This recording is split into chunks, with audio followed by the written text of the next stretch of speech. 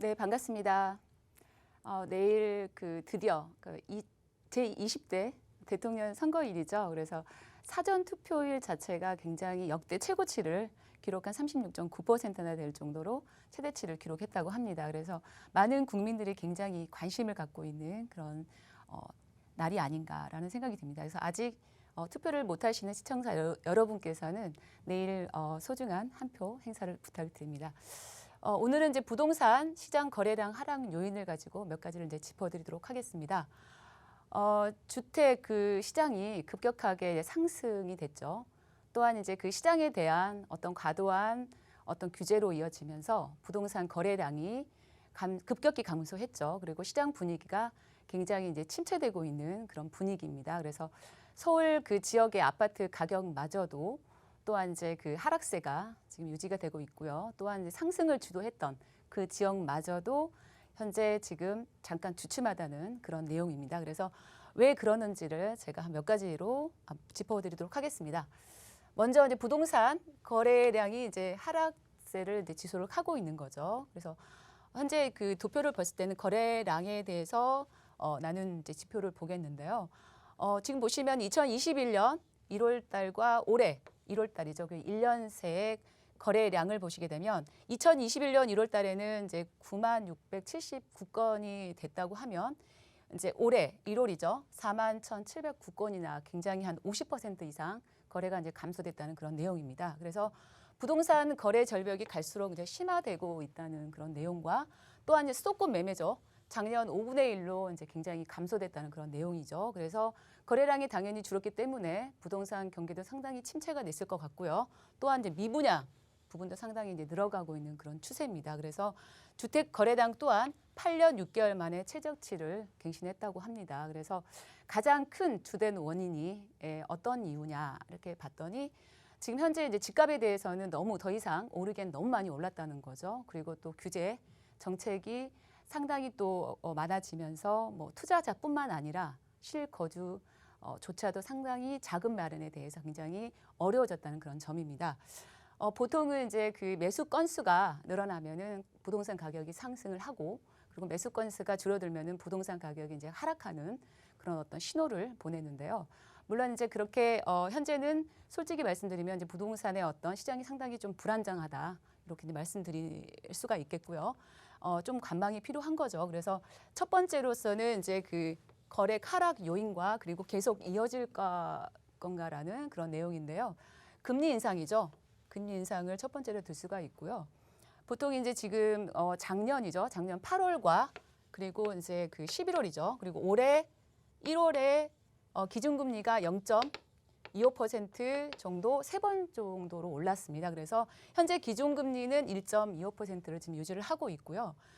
보시면 주택대출 금리 같은 경우에는 최저 3.17%에서부터 최고 4.47%에 지금 기록이 되고 있고요. 중간에 이제 보통 평균치로서는 3.85% 정도 최고치를 지금 기록을 하고 있습니다. 거기에다가 신용대출 금리까지 인상이 되다 보니까 5%죠. 최대치 5.28%를 기록을 하고 있는데요. 금리가 이제 오르기 때문에 상당히 대출하시는 분들의 심적인 압박감이 이제 클 거라고 예상이 들고요. 그래서 주택담보대출이 이제 감소를 하면서 거래 및 가격에 대한 하락세로 이제 지속이 된다 이렇게 보시면 될 것 같고요. 또한 이제 두 번째 같은 경우에는 대출 규제에 대한 이제 강화를 둘 수가 있겠는데요. DSR 같은 경우에는 총 부채 원리금 상환 비율을 이제 말합니다. 작년 7월 같은 경우에는 이제 소득이 좀 부족하신 분, 소득이 적으신 분들한테는 대출을 이제 과도하게 대출을 하는 거를 좀 막겠다는 그런 취지로 DSR이 작년 7월에 이제 적용이 됐죠. 그리고 또한 주택담보대출 비율 LTV라고 하는 요게 이제 축소가 됐습니다. 그해 이제 한 9월 정도에 축소가 되면서 신용담보대출까지 이제 막겠다라는 은행의 압박감이 이제 들어간 거죠. 그래서 결국은 대출 규제가 이제 지속이 되면서 미분양 사태가 발생이 되고요. 그리고 거래량이 이제 감소가 됐다. 이런 이제 내용입니다. 그리고 또 하나는 이제 많은 분들이 이제 내일 굉장히 이제 관심을 갖는 그런 선거일이죠. 대통령 선거가 지금 변수가 될 것이다라고 예상을 하고 있는 이유는 현 정부에 대한 부동산 정책에 대한 이제 실패를 이제 원인으로 삼고 있기 때문에 여야당의 후보자들께서 부동산에 대한 공약을 상당히 경쟁률이 치열하게 지금 내세우고 있습니다. 그래서 대규모 공급과 또한 이제 세금에 대한 완화 그리고 대출에 대한 완화에 대한 부분을 이제 내걸고 있는 상황인 거죠. 그래서 결국은 이제 현재는 가격 어떤 폭등에 대한 어떤 그런 어떤 부분 그리고 또한 이게 이제 이어지면서 보통 시장에 대한 피로감이 누적이 된 거죠. 그래서 대출 어떤 금리 인상 그리고 대출 규제 강화 그리고 대통령 선거 변수로 현재는 좀 매수세가 조금 위축이 됐다 이렇게 보시면 될 것 같고요. 그래서 현 시점을 짚어드리면 수도권 같은 경우에는 공급 물량이 좀 부족합니다. 그래서 1일 2인 가구가 증감에 따라서 세대 수가 증가가 되고 현재는 수급 불균형이 좀 일어나고 있는 상황인 거죠. 그래서